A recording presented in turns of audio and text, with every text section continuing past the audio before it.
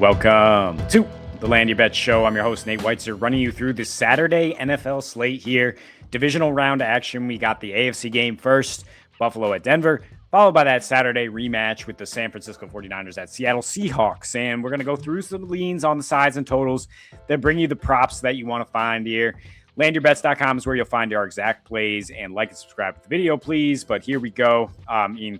Bills at Broncos, leaning towards the under once again in a Bills game because of that defense and how conservative it is. But I think the first half under, it makes a lot more sense. It just cuts it right in half for you if you're the book, actually a tick higher than the second half. And this is not like an NBA game where it's going to slow down and be lower scoring in the second half. In fact, Josh Allen's probably going to ramp up and do his Superman thing in the second half. And Bo Nix is a notorious slow starter. All season has been struggling for 3 quarters before finally coming on late. That hasn't necessarily always been the case, but on average, the Broncos are allowing just 9 points per game at home on the season, and then their last 3, they're only scoring 9 points per game in the first half. Actually, 8.7 in their last 3. Could be a little rust here early, as the Broncos are in a spot where they just had the bye week, plus they had a Chargers backup squad in week 18. And the Bills, their offense, unlikely to really just take off here against a defense that has all the advantages. Basically, there's not a single good matchup for Josh Allen to really exploit.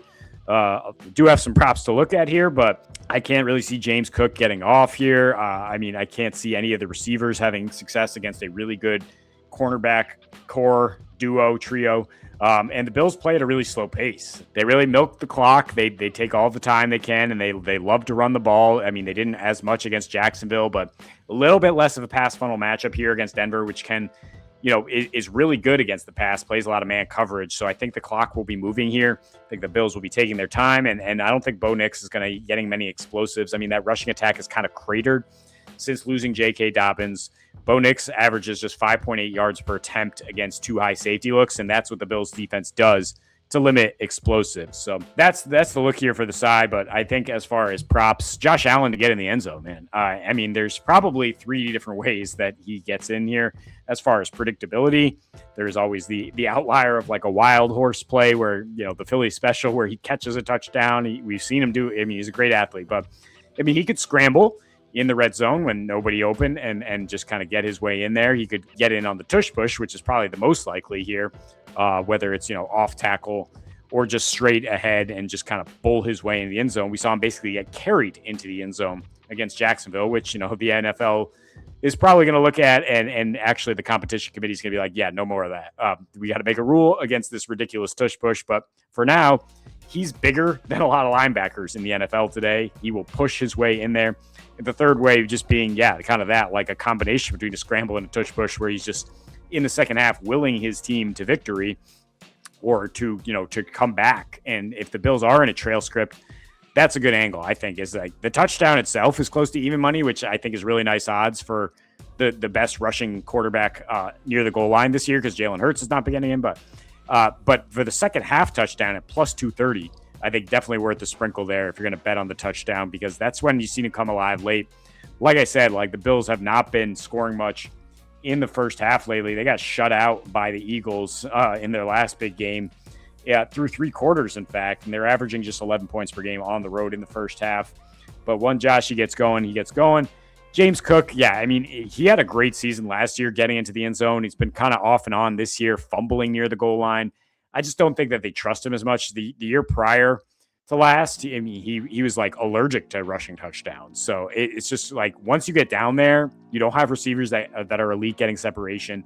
We don't know what the tight end situation will be with Kincaid kind of banged up. But Josh, he finishes drives, 8 touchdowns in his last 7 playoff games. So I think it's definitely worth the squeeze here at the odds. As far as the tight ends, I'm going to zag a little bit on Dalton Kincaid, who's going to be the popular play here because he seems like the best matchup for Josh Allen to target.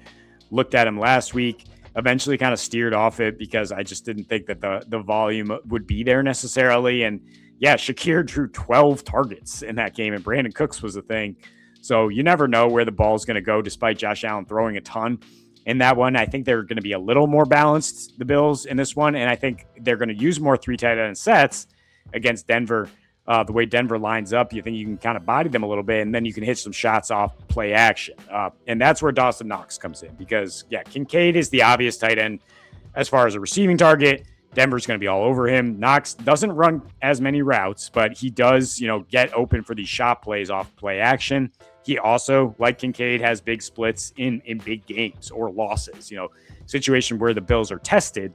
And there's certainly going to be that here. He has 30-plus receiving yards in all 6 of the last losses, or what you qualify as, I would qualify as a big game for the Bills, averaging 42.8 yards per game.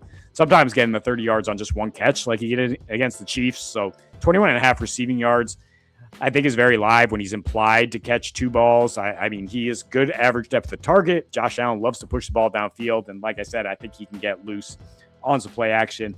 Broncos, because their cornerbacks are so good and should absolutely erase, I would not see Shakir getting that type of volume again. They're a little vulnerable to the tight end. Just like Jacksonville last week, they allow about 60 yards per game to tight ends because that's really the only place you can attack them.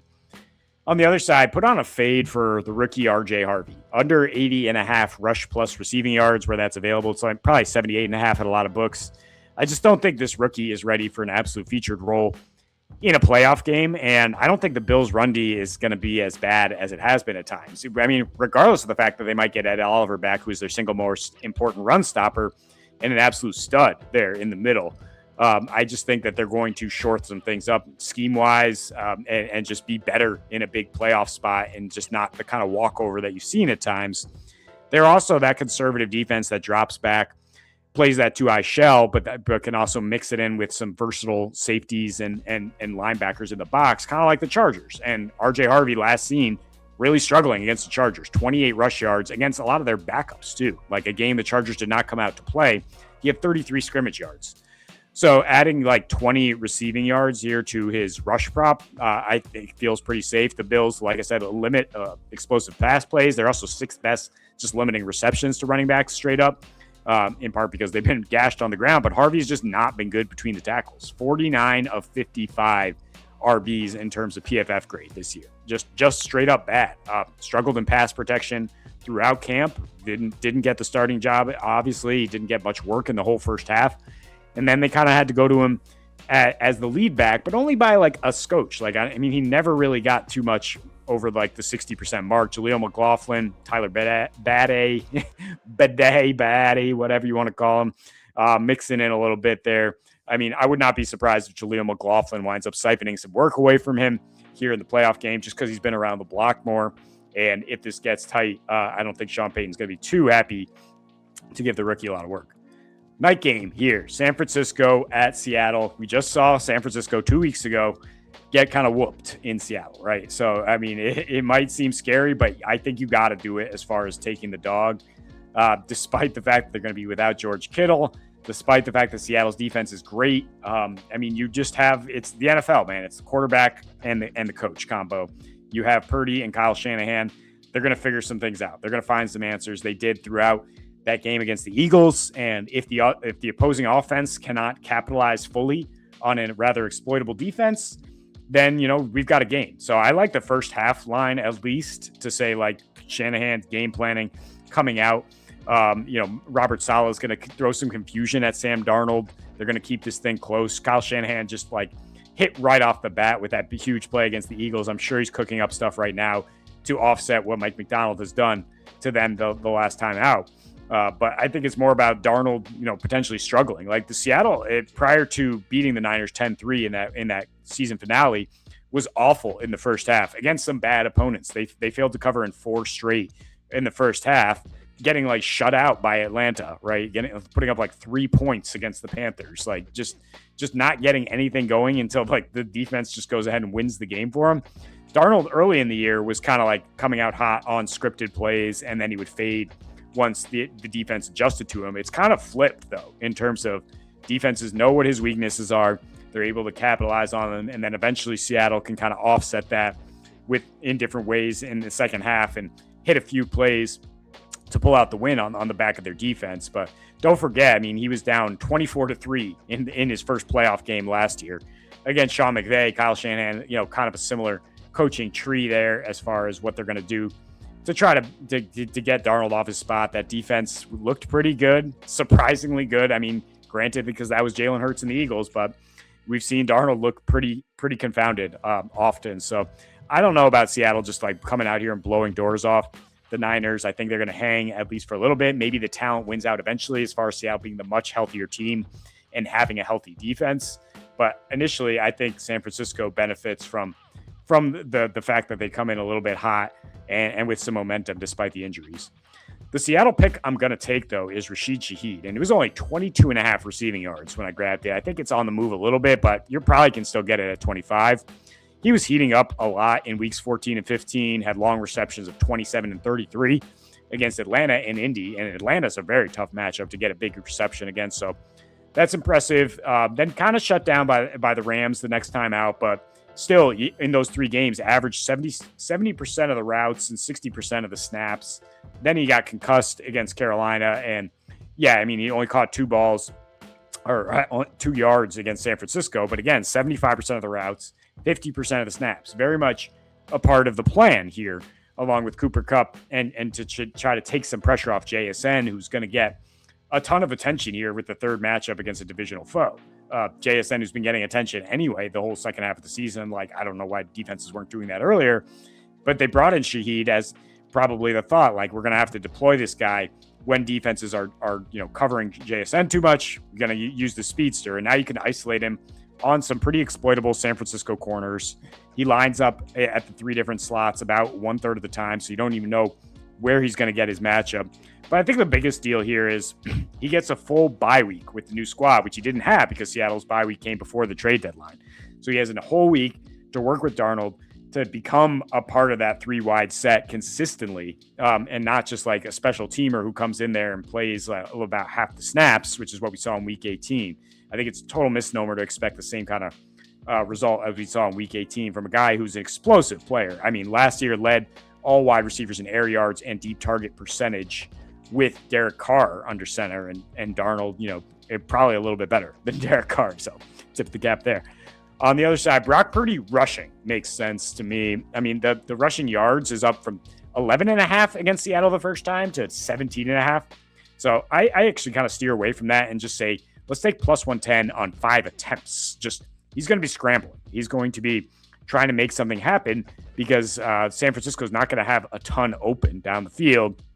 He kind of did the opposite in that week 18 matchup in terms of turning two carries into 21 yards against Seattle. I could see the more of the regression to the mean here in terms of like, you're going to need a few carries to get that 20 yards. So let's just take the 5 carries, which is, as you see in his last 4 playoff games, he's averaged 5.8. He just rushed 9 times against the Philadelphia Eagles for 24 yards. He's an underrated athlete. He can get loose out of the pocket. That Seattle defensive line is so good that they're going to pressure him and force him off his spot and make him try to make plays. And I don't know who's going to be open. Like, there's no advantages for any of these Niners receivers. You don't have Kittle. So I think he's going to be scrambling around. He's now kind of fully over that toe injury that limited him earlier in this season, but he topped the rush yardage at least in 4 straight prior to the playoff, coming into the playoffs. So, I mean, he's been moving around a lot, and I think it's worth a play again. Christian McCaffrey, also a fade, though. 110.5 scrimmage yards. I think that week 18 result was not a fluke where they held him to 57 scrimmage yards. Like, sure, he will probably project him at like 86 to 95, but 110 is not a given here. It's not like, oh, well, they're down other guys, so they're just going to feed McCaffrey more and more, and they're going to funnel targets towards him. Sure, I mean, they'd like to, but Seattle's also going to be like, we don't worry about anybody else. Like, Juwan Jennings can get covered by Josh Jobe or whoever lines up against him. Like, Ricky Pearsall's not healthy. Like, you don't have any weapons other than McCaffrey, so they're probably going to sell out at him again. And they're so good in rush defense, number 1 by EPA, most metrics. The fact that they don't have Kittle is a big deal because he averages 3.8 yards per carry versus 4.7 with him the last couple seasons. Trent Williams is back, but I don't know if he's 100%. I mean, he's almost certainly not 100%. And I mean, maybe he gets a ton of volume as a receiver, but I don't know if he's going to rack up many yards. I mean, 66 yards against Philly last week. Two of those were on kind of deceptive trick plays. I mean, one on the deep pass from Juwan Jennings. It's not like Philly wasn't aware of where he was going and trying to stop him. I mean, he's failed to top the 6.5 reception prop in 8 of his last 10 as defense is really cued in. So the fact that he went for 9 catches in week 1 against Seattle, that's more of the fluke to me. Seattle lately against elite running backs held Bijan to 92 yards, held Jonathan Taylor to 101. So, just kind of barely getting under there, but it took those guys 22 and a half carries on average to get there. That's not even counting the receptions to targets. And CMC's line is 16 and a half carries. So we're not really expecting the Niners to stick to the run that much. And this is just a much tougher matchup. And he really erupted against a weak schedule, a lot of bad bottom tier defenses by DVOA, and did go under against the Titans and the Browns, who are like weighted EPA, really good defenses in the second half of the season. So final pick, if McCaffrey's getting all this attention, I think Kyle Juszczyk can leak out for a couple catches here. And he's projected for over 1.5 catches. I think the line of 13.5 yards is exploitable, maybe 14.5 at some books here. See there, he's averaged 12.5 in the last 8 without Kittle. Caught 2 for 32 against Seattle way back in week 1. Again, despite McCaffrey getting that volume, 9 of 10 targets for McCaffrey, Juszczyk was involved because George Kittle went down early in that game. And with now they have Jake Tonges and Luke Farrell as tight end options, guys who are going to block, but Juszczyk is going to kind of be that hybrid role, kind of a running back, kind of a fullback, kind of a tight end. And that's what Seattle allows receptions to. They allow the most receptions to running backs. They allow 5th most to tight ends. They allow, and they're elite versus the run, and they're elite versus wide receivers. So it just kind of follows as like, You picture this game going back to the fact that San Francisco +7 is the play. Just kind of like close your eyes, hold your nose, whatever you want to say, and trust Kyle Shanahan because he's going to, work his magic. Get this guy opens one way or another. Purdy's going to buy time. He's going to find him, and it's probably likely that he gets at least 15 yards here. And hopefully we get a good game to close out a Saturday slate. We'll be right back, though, with the Sunday slate, those 2 divisional round matchups, and all the way through the Super Bowl. As we roll along here, like and subscribe to the page. And until we see you next, happy betting.